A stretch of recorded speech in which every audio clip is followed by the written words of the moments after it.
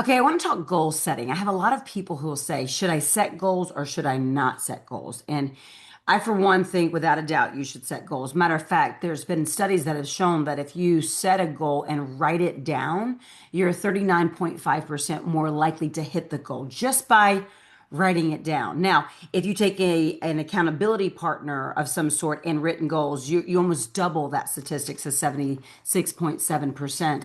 So when you're looking at goal setting, you can do goals for anything. It could be on a health journey, a wealth journey, your business journey, starting something brand new.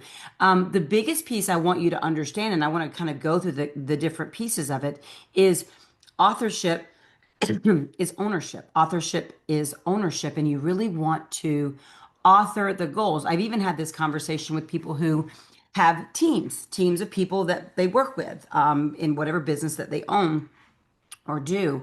And it's also really important for them to set their own goals. So I want to kind of take you through like the gamut of goal setting, right? Like setting the goals for the year. Now, in my opinion, and in a lot of studies, setting goals for the next year should happen in the October, November timeframe.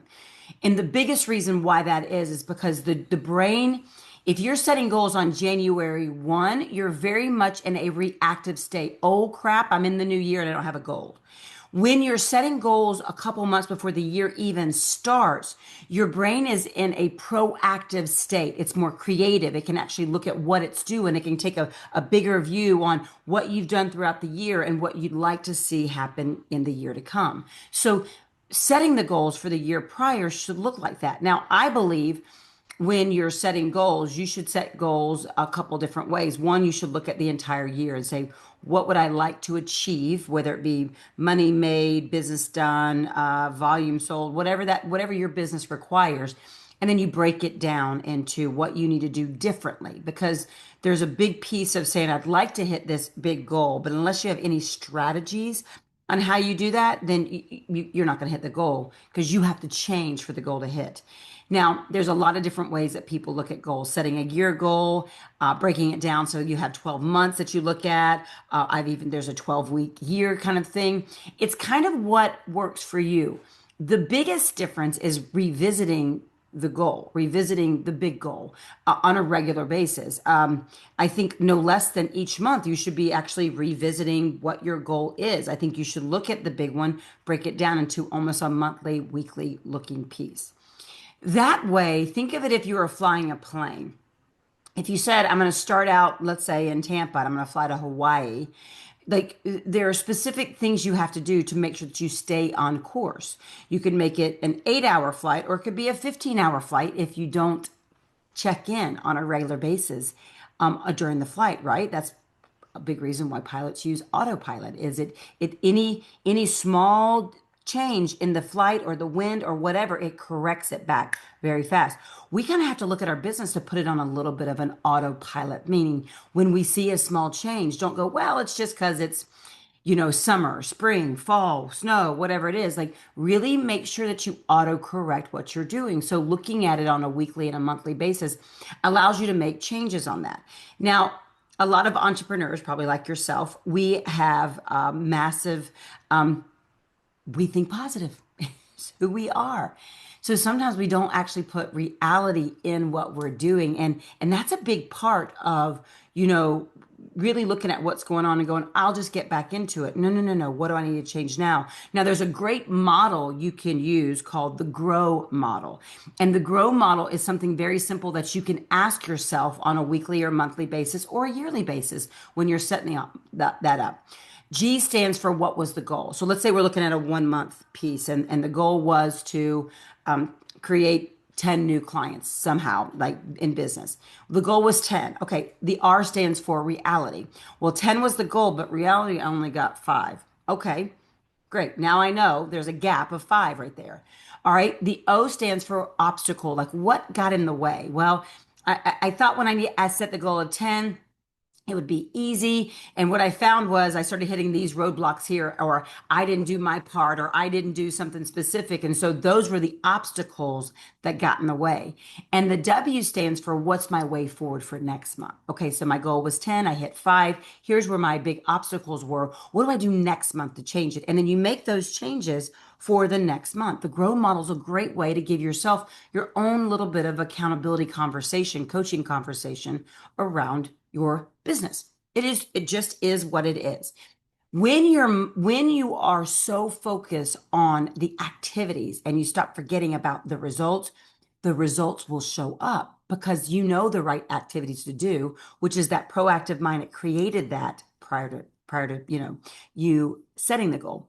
So then you look at, okay, when do I look at the temperature of my goal? I mean, sometimes I'll say to people, and I've had different mindsets on this of should I change my goal if I'm not hitting it? Well, the goal is yours. You can change it or not change it. I mean, you got to do one of two things. You got to change what you're doing or you got to change the goal. I do believe in that. Like if you're unwilling to change who you are for the goal, then you're just going to be setting stuff not to hit it. But I do think that you can look at the dynamics of where you are. So when we look at like a mid-year goal setting exercise, you look back, you do a complete survey of the last 6 months. You can use the grow model on this and you can say in the last 6 months, how did I do? Am I on track? What got in the way? What do I want the next half of the year looking for?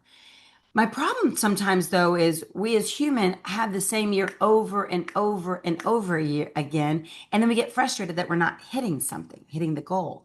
Well, we're the common denominator. We have to look at that. So when you're looking at goal setting, right, writing it down, we already know 39.5% more likely to hit it just by writing it down, meaning out of here and on here. You increase those odds 76.7% by having accountability or a coach around it. So now let's say you have a team and you own a team. There's a big piece of how do you set goals for teams. So I've been a part of a lot of teams that I've led, that I've had a team. And anytime the goal was given to me and said, okay, let's do this, I didn't have as much DNA in it. I didn't have as much ownership in it. And I found really quickly that if I was to get the team bought into the goal, meaning they started to author the goal itself, I had much more camaraderie. I had much more conviction to the goal, much more like, yes, we're going to do this no matter what. So if you're a team owner of some sort and you lead a team, I need you to think about when you're goal setting. Yeah, you may say, listen, we want to make this much money this year, or we want to sell this much products, or we want to go here. Well, you have to make sure that the team around you is willing to participate in that goal. So let's just say your goal is to sell 100, whatever your business is, 100 pieces of business, whatever. You can look at differently. And then you have a team of, let's say, 5 people, including you. And you go, okay, of the 100, I'm going to take 50 of them. I'm the team owner. I'm going to be responsible for 10 pieces of that.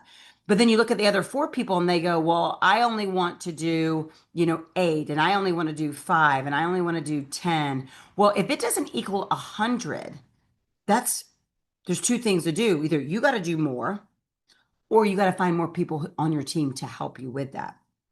I find a lot of times that a goal is given to a team and the team doesn't own it. And a couple things happen, right? And I call it alligator arms versus monkey arms, meaning if you get to mid-year and you're not on goal, the team steps back and they go, alligator arms.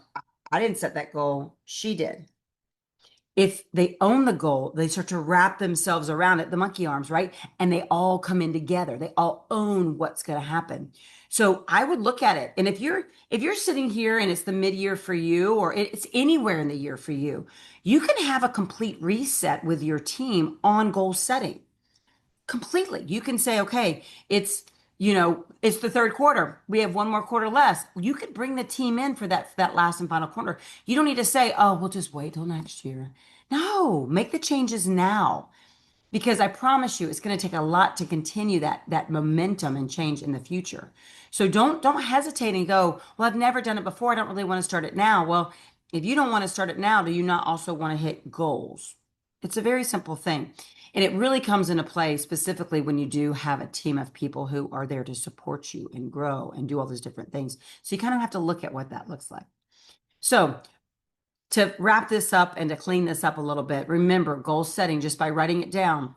You're more likely to do it just by writing it down. And with an accountability or a coach, it almost doubles in that. And if you own a team or you own your own business, you have to remember you are the common denominator for the success of who and where you guys go. And so you have to own that, and you have to get your people behind you inspired, and so they can motivate themselves to do it as well. Trust this help. Have a great day.